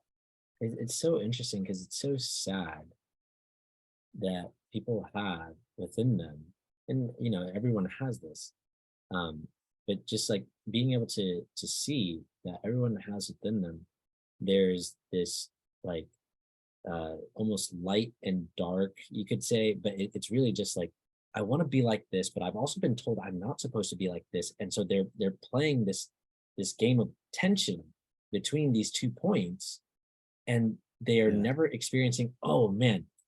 Oh, there's an add on that real quick. There's an audio from Bernard called Opposing Forces and Equal Money. It kind of addresses those points you're talking about. Okay, cool. So go listen to that. Opposing forces, opposing forces, Opposing forks. opposing forks, opposing forces in equal money. But someone asked at the clubhouse yesterday. They were like, so some people will have characters. This is what they were saying. They were saying some people will have characters where within the character is this point of like, there's some sort of like limitation or whatever where they believe themselves to be inferior in some way, but also part of their character is that they see themselves as always excelling, always challenging themselves, getting better and all this. And so how can those two things exist at the same time? And I was like, the first question I asked is just to kind of give an understanding is like, well, what level of math did you get to? Right. And they were like, trigonometry. I was like, okay, so you might be able to actually ride with me here. But you know how in math, like you could have something that is 1/2 to the x power, right? And so if you have 1/2 to the x power, 1/2 to the first power is still 1/2. 1/2 to the second power is 1/4. Oh, you lost everybody. I know I lost everybody. So let me break it down even further. If you have 1/2 times 1/2, what do you get? 1/4. 1/2 of 1/2 No, is what? 1/4. How can it be less? Right. Right. But 1/2 of 1/2 is 1/4. I think everybody can ride with that, right? And then if you take a half of that, you get 1/8, right? And if you look at that on a graph, if you just look at like the bottom of my screen is 0, and we're starting here at 1/2. And then we go to, do I have to go this way for it to go left to right? Is it? Yeah, that's right. Okay, cool. Okay, so if we start here at 1/2, then we take half of that. So we're halfway down. Now we're at 1/4. Then we're half of that, 1/8, then half of that, 1/16, then half of that, 1/32. When are we going to reach 0? Right. And so you've got this competing, like, I always improve, always, always, always. But then you have this limitation set that you can never get past this point here, right? And so you're always approaching it, but never surpass it. And that's really how these characters, well, it's a way that these characters can operate, where you have these opposing forces, but there's a limit that's been set. And so you are technically always improving, but you're never passing that threshold. And this is how a lot of people perceive in their minds, how they're like, oh, but my life has changed so much, but you're not, it's not fundamentally different. You're not on the other side of this line, right? And I think that goes back to like, and yeah, and then we have all of these religions set up that are like trying to reach nirvana and heaven and all this stuff, which is in many ways, it's this it's not real, it's not a real thing. But the thing that it speaks to within us that we're looking for is here available to us, but we have to create a world that supports it. And instead, it's the way the words have been set up within us. It's put a barrier to it. It's like, no, you only get it when you die. It's like you can only win the level of the game when you quit the game. Okay, and it's like, wait, what? And it's like you can only get to the final boss when you hit Command Q. And you're like, but then I can never actually play it exactly. But just have faith. And you're like, but that doesn't make sense. No, it's not about logic. It's about faith. You just have to believe it. And you're like, but it doesn't make sense. Like, so I can only have heaven, which is a physical reality, when I'm not in physical reality anymore. Well, right. there's a reality beyond physical reality. It's like, is that? Okay. So what's the point of this? It's just a test so you can make sure you can do it. It's like, well, but it's a magical, right? It doesn't obey these laws of physical reality. And I'm actually not learning anything here. All I have to do is just believe it. So why I'm not there already? What was the point? Right. That's the same point of like how people will look at, you can't be perfect. Only God is perfect, but you're supposed to strive for perfection. It's like, what's the point? You're never, ever going to converge. It's the video game analogy is really good. Yeah. Okay, let me break it down like this. So you're playing this video game, right? And the whole point of the level is to practice, practice, practice, and you get better. So by the time you get to the boss, you can do all of the jumps and the stuff that you would, if you just try to defeat the boss right away, you'd like lose immediately, right? Right. You'd never win. But the way you get to the boss, they tell you, is you have to command Q right before the boss level starts. Yeah. And you're like, what the fuck? Like, okay, I'll believe that. Of course, you're not going to find out until later. There is no boss level. Right.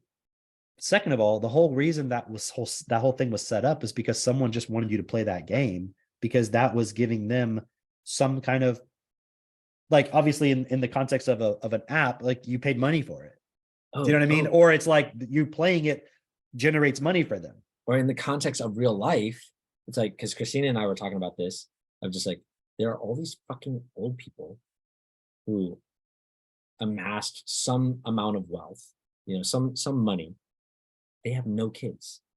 They're not what okay, and or all these people who intend on never having kids, who are busy making all this money. It's like, what's gonna happen to all that money when you die? It just goes back into the system. You were literally a battery for the system. You created this. It's like, okay, thank you. I got your energy. Thanks. You know What do most people do when they retire? It's like they just sit around and watch TV, and then every once in a while they'll go on a vacation. that's it. You know, it's like, that's it.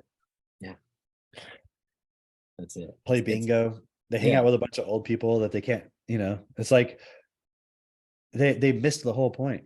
It's Like retirement should be, I know I'm using the word retirement, but like that age, that time period in a person's life should be really giving. Like, imagine if old people were so badass that like you could literally just like be around them all the time and learn so much shit from them, and they could just like teach you shit, you know, like Yeah. like anything you wanted to learn, there should be some old person who's like, yeah, I don't have anything I need to do, like I can come teach it to you. You know what I mean? Like, and that your would kids be could, badass. that would be totally cool. But That would be. instead, it's like, what would they teach you? Like how to fucking sit in an office? How to watch reruns of Golden Girls? Like, I mean, what? Like, what are they going to teach you? Yeah. They totally, Well, all the life is sucked out of them. They're just going to ride around on their fucking scooter with their like World War II veteran hats on. we'll just have to be those old people. Right. That's what our generation will become, which is pretty cool. Well, it's like, think about being a grandmother in that context, right? Or a grandfather, where it's like, cool, the parents are doing things. It can give them some time, and you actually go and like spend time with the kids, and you're not, you know, like this so fucking messed up when the grandparents are like, oh, when they come over, they get to do all the things they're not allowed to do with the parents. And it's like, Right. it should not be like that. It should be like the parents know you're not going to undermine their relationship, and then you're going to give them the opportunity to do things that they wouldn't be able to do otherwise. You know what I mean? Not It you should can't be. do. It should be that the grandparents are doing what is best for the child. The parents are doing what is best for the child, and they don't have opposing ideas of what is best for the child. It's like we're all on this. We're all in agreement. What is best for the child, right? And you know, I've been thinking about this a lot lately because we're having kids. It's like just this point of like the grandparents. What's the stereotype of a grandparent? It's like, oh, they're doting, you know, they spoil the grandchild or whatever, right? And it's like they just want to pour into the child, and they want to give everything to the child. That's the stereotype of the grandparent, right? It's like, okay, what if we actually took that seriously? Hold on. That's like if your fucking friend came over to your garden that you've been working on, and they just started like putting a fire hose on the garden. Be like, see, I'm watering the garden because I'm giving it the water you never get it. And they just like dumping like fucking fertilizer like all over it. You know what I mean? And you're just like, what are you doing? Like, oh yeah, because I never get a chance to do this, you know, and you're like, stop. Right. And like meanwhile, like when they were younger, they never took care of their garden, you know? Right. They literally did the same thing you did. And it's like, Right. Okay, what if we actually took that seriously though?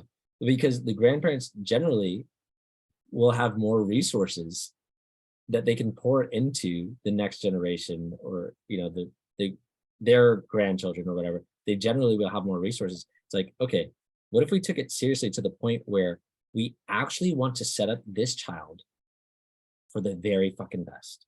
And so I am going to commit myself to doing all the things that maybe I might not necessarily quote unquote want to do, may not be like something that's considered fun or whatever, but is like, this is what's necessary to create the conditions for my child to But it get the would very be best. fun. Okay, but just hear me out as far as like I'm talking to someone who maybe they don't experience it, they don't consider it that way yet, right? But being able to pour into your child to actually create them, to give them all the things that you wish you had.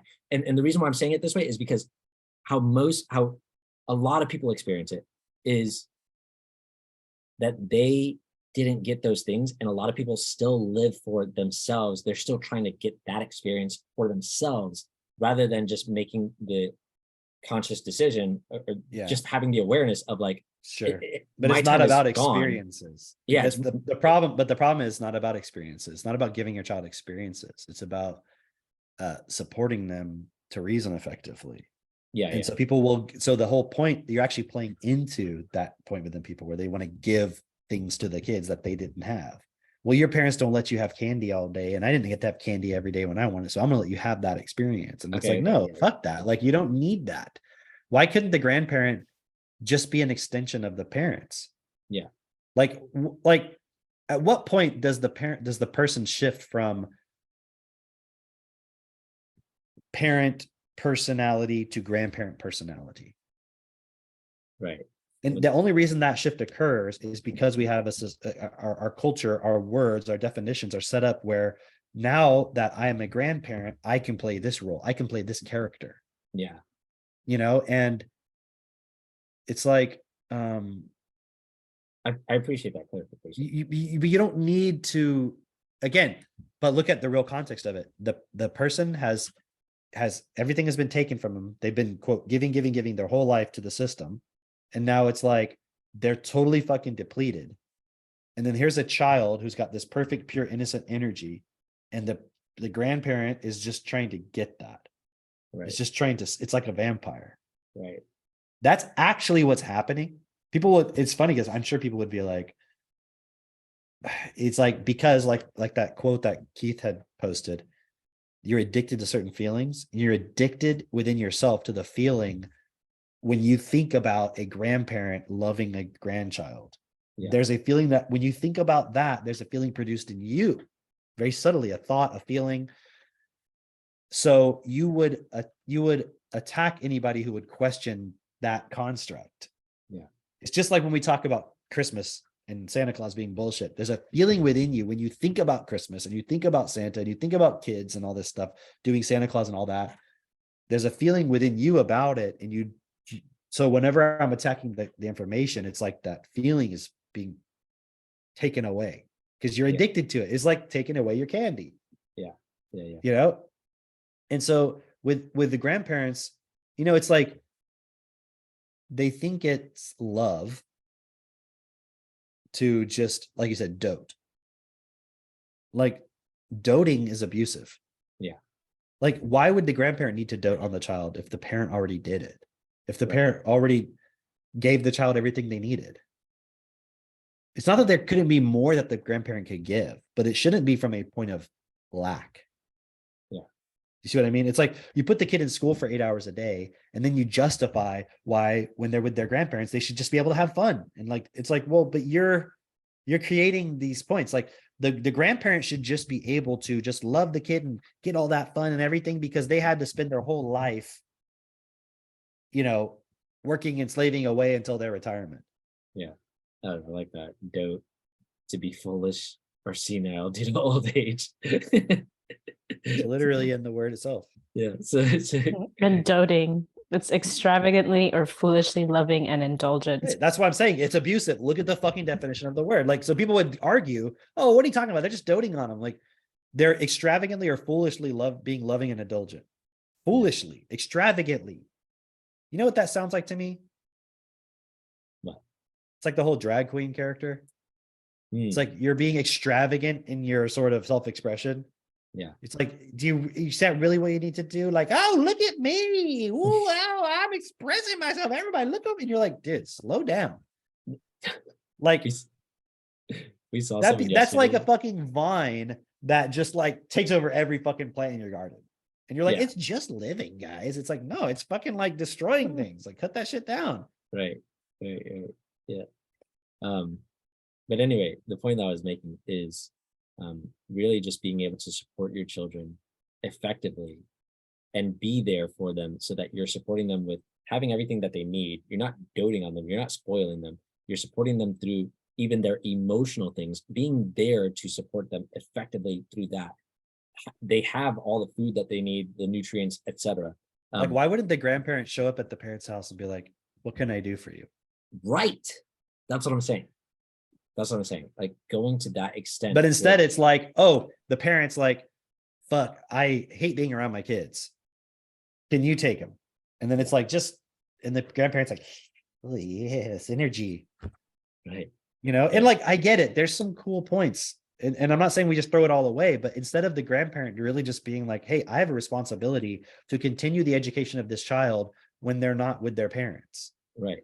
So does that mean you have to be sitting on teaching them math the whole time? No. And can there be things that the grandparents understand and can be and have wisdom and so forth about? Yes. So there can be a enhancement and a going beyond what the parents are doing. But like you said, they shouldn't be a conflict within the principles. Right. And 99% of the time, there's a conflict with the grandparent and the parents. So here's what I want to say is that, like, okay, let's say a grandparent is on board with the parents, they see this, even if they're not on board, let's say just grandparents with their grandchildren in general, the whole idea is that is perpetuating your line, right? That is like you are getting to now see what your contributions to life is, right? It's like, but okay, now just remove the construct of grandparent, parent, child, expand that rather to life itself. It's like everything that we're producing goes into life. This is what we are all contributing to life, just in general, right? And so now let's take it a step further and just go, okay, so how are we actually showing up in life? What is the result of everything that we've created? Not just in your grandchildren, not just looking at that, but actually all working together, not being in conflict of like, oh, and then the old people just get to do whatever the fuck they want. And but like actually let's all be on the same page of, oh, this is our contribution to life, whether you have kids or not. This is your contribution to life. And this is why I see having kids is important, because it brings you to this point of maturation of just like really understanding, not that it just because you have kids, you will mature.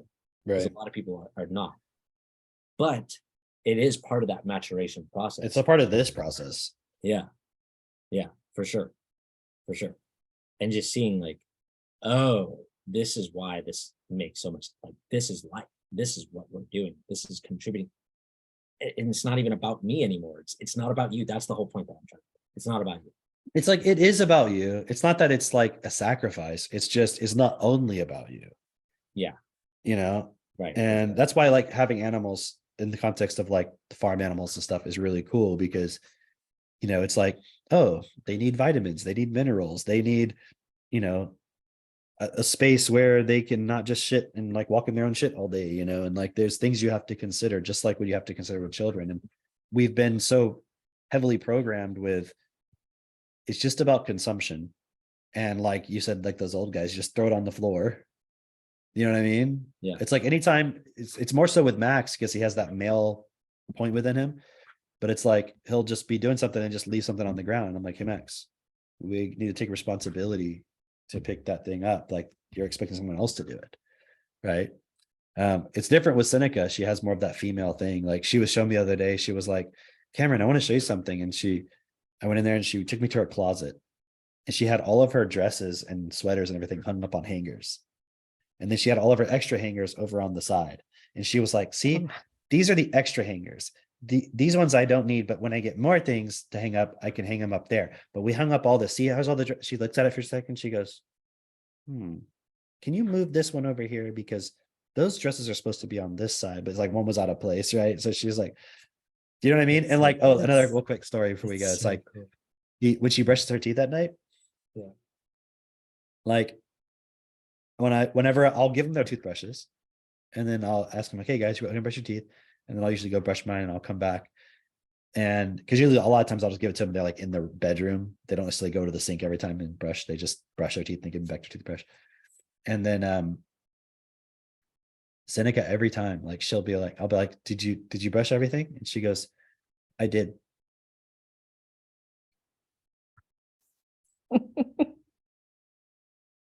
And she like wants to show me with her finger like how she did it every time.